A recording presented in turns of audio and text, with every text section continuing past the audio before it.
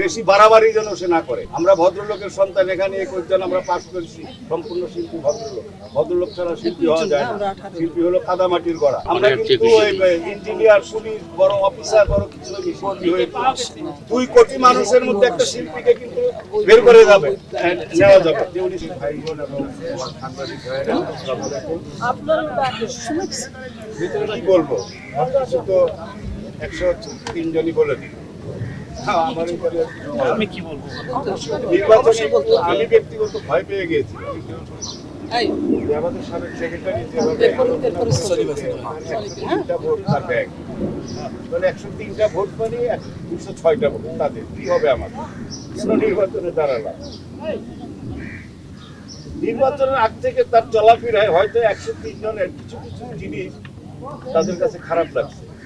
তাদের নেতৃত্ব একা একাই সবকিছু করে। যদিও আমরা এই যে আমাদের রমিজ ভাই একজন সিনিয়র শিল্পী, একজন প্রডিউসার, সে অভিনয় করে, তার 2টা কিডনি ড্যামেজ, মাঝখানে হাসপাতাল ভর্তি ছিলেন। যে লোকটা বিপণের পিছে ঘুরতে ঘুরতে জুতার ক্ষয় হয়ে গেছে, এর আগে কেস করছিল, এই লোকটাও টাকা ইনভেস্ট করছিল 50,000 টাকা তার পক্ষে। তার একজন কর্মী হাসপাতালে আইসিইউতে ভর্তি, একটা দিন দেখতে কি চায়, দেখি তার নিজের ক্ষমতা নিয়ে নিজে একা একা যুদ্ধ করতে চায়। কেউ পারে? পৃথিবীতে পারবে?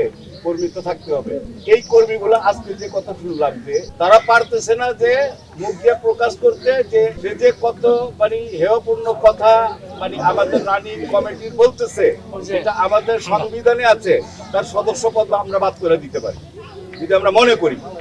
সে কি পাইছে এগুলা? সে নির্বাচনের দিন সকালবেলা রেজাল্টের সময় সে আমার শ্রদ্ধেয় প্রেসিডেন্ট, আবার শ্রদ্ধেয় সেক্রেটারির গলায় মালা পরিয়েছে, যেটা বিগত 10 থেকে 15 বছরের মধ্যে ইন্ডাস্ট্রিতে হয়নি। আমরা তো বোকা হয়ে গেছি। যাক, ইন্ডাস্ট্রিটা নতুন করে হেরেছিলেন কাঞ্চন ভাইয়ের সাথে, মতো মালাটা কিন্তু করিয়েছিলেন। এগুলো তো ভালো জিনিস। আর আজকে সে কি করলো? কোর্টে রিট করে নির্বাচন নাকি ভালো হয়নি, সে কিন্তু কেস কাবারির মধ্যে আবার চলে যাবে। এখন কি হইলো? তোমার 103 জন এখন তো তোমাকে চাচ্ছে না।